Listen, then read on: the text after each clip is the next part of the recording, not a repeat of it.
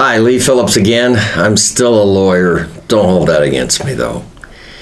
I want to talk for a minute about what's deductible to a business. And you're setting up your little business, and I'm going to tell you, your little business and your real estate, those are your two tax shelters. But your accountant never brings you in, put his arms around you and says, we need to teach you how to use your little business as a tax shelter. They don't do that. They will not give you advice because that gives them a liability. So they've learned to keep their mouth shut.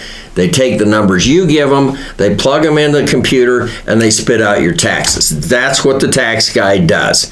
You're going to have to learn how to use your little business as a tax shelter all on your own.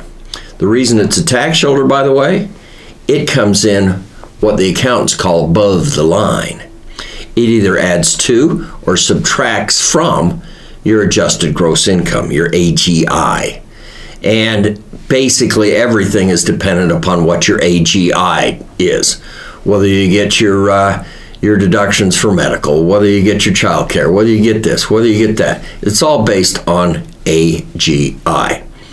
And you can't affect your own AGI, basically. You can contribute to a standard IRA, that's about it. Your little business is where you get your AGI deductions and stuff. So, what can you deduct from the little business?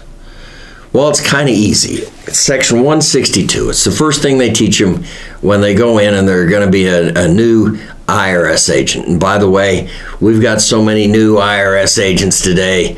I mean, they're shiny, brand new, and they have no clue what they're doing. But 162 is the primary. Your business expense can't be personal. It's not personal stuff, it's business stuff. If you used it personally, no. It has to be what we call ordinary and necessary. Now, those aren't quite the terms that you think they are. Ordinary means that it would be common or acceptable for a little business of your variety. A car mechanic has different expenses than an insurance agent, but it would be common for a business of your category to deduct or to go out, and buy one of these things. So, is it ordinary? Yeah. Do most people have it? I don't know. And then it has to be necessary.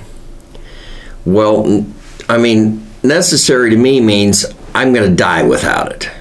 That's not what it means to the IRS. Necessary means, will it be helpful in your business? Can you say, if I have this thing, I can make more money? If you can say that, it's absolutely necessary. So the definition of ordinary is, do other people have it? The definition of necessary is it going to help me? Will it be helpful to me? And so you can run with it that way. We have other videos on whether or not you can deduct your meal expenses and your travel and your car and that sort of garbage. Yes, those are all business deductions if you're using them in a business setting. And there are rules that go with each one of those types of things. But generally, you're going to buy the piece of equipment. You're going to write it all off. There are provisions that allow you to write it off in a business. So you're going to just take the deduction this year, and it'll work really well for you. So this is Lee Phillips remembering that if you're going to claim it as a deduction in your little business, it has to be ordinary and necessary and non-personal.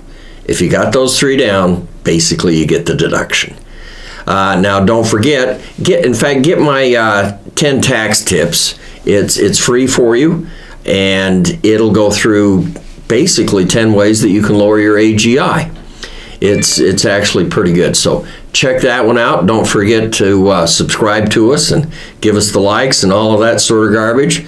We try and put out information that's useful to you. So if you actually have something that you want us to look at or to address, let us know. Lee Phillips, we'll catch you later.